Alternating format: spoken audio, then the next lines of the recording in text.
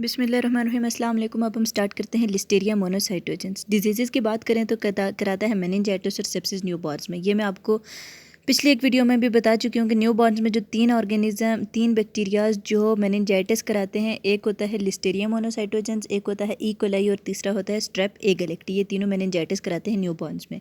तो इस तरह से ये न्यू बॉर्न्स में मेनिनजाइटिस और सेप्सिस कराएंगे, प्रेग्नेंट वुमेन में कराएंगे और इम्यूनो कम्प्रोमाइज्ड एडल्ट्स में कराएंगे। ठीक है, गैस्ट्रोएंटेराइटिस भी करा सकते हैं। ठीक है, अब इसके इंपॉर्टेंट प्रॉपर्टीज़ की बात करो तो वही जो हमने पीछे कोरिनी बैक्टीरियम पढ़ा था कि क्या होता है, स्मॉल ग्रेम पॉजिटिव रॉड होता है जो वी या एल शेप्ड में अरेंज हुआ होता है। ठीक है, अब इसमें लिस्टेरिया मोनोसाइटोजेंस में कोरिनी बैक्टीरियम डिप्थेरिया में डिफरेंस ये है कि कोरिनी बैक्टीरियम डिप्थेरिया जो होता है वो नॉन मोटाइल होता है, जबकि जो हमारे पास लिस्टेरिया मोनोसाइटोजेंस होता है उसकी टम्बलिंग मूवमेंट्स होती हैं। ब्लड एगर पे अगर कॉलोनीज़ को देखा जाए तो वहाँ पे हमारे पास बीटा हेमोलिसिस शो करती हैं, जैसे कि जी बिल्कुल स्ट्रेप्टोकोकस की तरह जो स्ट्रेप्टोकोकाई हेमोलिसिस शो करती थी बीटा हेमोलिसिस, वैसे ही ये भी बीटा हेमोलिसिस शो करती हैं। देन एक अगली इंपॉर्टेंट बात जो इनके बारे में वो ये है कि लिस्टेरिया जो होता है वो कोल्ड टेम्परेचर में ज़्यादा अच्छे से ग्रो करते हैं। इस वजह से हम कंटामिनेटेड फूड को जब रेफ्रिजरेटर में स्टोर करते हैं तो गैस्ट्रोएंटेराइटिस के रिस्क बढ़ जाता है वो फूड यूज़ करने से, क्योंकि कोल्ड टेम्परेचर में लिस्टेरिया अच्छे से ग्रो करता है।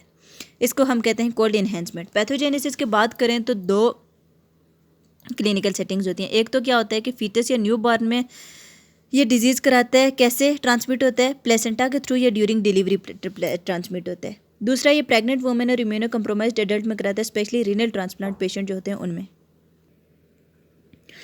ओके जी, इसकी अगर हम ट्रांसमिशन की बात करें तो होता क्या है कि ये एनिमल्स में प्रेजेंट होता है, प्लांट्स में होता है, सॉइल में होता है।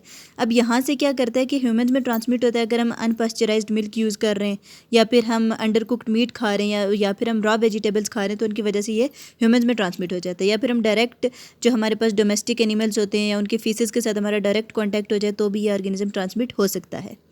अब उसके बाद इंजेक्शन के बाद क्या होता है कि बैक्टीरिया कॉलन में आता है और फिर वहाँ से फीमेल जेनिटल ट्रैक्ट में चला जाता है। अब इस लोकेशन से क्या करता है कि वो फीटस को इन्फेक्ट करता है, या तो मेम्ब्रेन रप्चर हो जाएंगी या फिर जब वो बर्थ कैनाल से गुजर रहा होता है ना फीटस, तब वो फीटस को इन्फेक्ट कर देता है। अब पैथोजेनेसिस की बात करें अगर हम, तो इसमें यह बात याद रखना कि पैथोजेनेसिस लिस्टेरिया की डिपेंड करती है ऑर्गेनिज्म की एबिलिटी कि वो इन्वेड कैसे कर रहा है और सेल को अंदर सर्वाइव कैसे कर रहा है उसको। अब इन्वेजन कैसे होती है कि इंटरनेलिन, लिस्टेरिया जो होता है एक प्रोटीन बनाता है जिसको कहते हैं हम इंटरनेलिन। अब जो इंटरनेलिन है ना वो इंटरेक्ट करती है ई कैडहेरिन के साथ। ई कैडहेरिन प्रेजेंट होता है ह्यूमन सेल के ऊपर। ई कैडहेरिन और इंटरनेलिन प्रोड्यूस होता है लिस्टेरिया से और ई कैडहेरिन प्रेजेंट होता है ह्यूमन सेल्स के ऊपर। अब जो लिस्टेरिया की एबिलिटी होती है ना प्लेसेंटा क्रॉस करने की, मेनिनजीज में जाने की, जीआईटी को इन्वेड करने की, ये सब डिपेंड करता है इंटरनेलिन और ई कैडहेरिन के इंटरेक्शन पे। अब क्या हुआ, अब जब इंटरनेलिन और ई कैडहेरिन का इंटरेक्शन हुआ तो वहाँ पे इन्वेसिवनेस तो हो गई। अब सेल के अंदर गया, ये सेल के अंदर जाके इसने क्या करना है, लिस्टेरियोलाइसिन प्रोड्यूस कर देगा एक एंजाइम। अब ये लिस्टेरियोलाइसिन क्या करेगा, ये इसको बचा देगा फैगोसाइटोसिस से, फैगोसोम से बचा देगा ये। ठीक है, इस वजह से ये फैगोसाइटोसिस नहीं होगी, फैगोसोम में इसकी डिस्ट्रक्शन नहीं होगी। अब लिस्टेरिया क्योंकि प्रेफरेंशियली इंट्रासेलुलर ग्रो करता है, इस वजह से सेल मीडिएटेड इम्यूनिटी जो होती है वो इंपॉर्टेंट होस्ट होता है as compare to humoral immunity. That's why जिन लोगों में सेल मीडिएटेड इम्यूनिटी कम होती है वो प्री डिस्पोज्ड होते हैं लिस्टेरियल इन्फेक्शन में। और याद रखना कि प्रेगनेंसी में भी हमारे पास सेल मीडिएटेड इम्यूनिटी डिक्रीज हुई होती है, इस वजह से प्रेग्नेंट वुमेन पे ज़्यादा इन्फेक्ट करता है।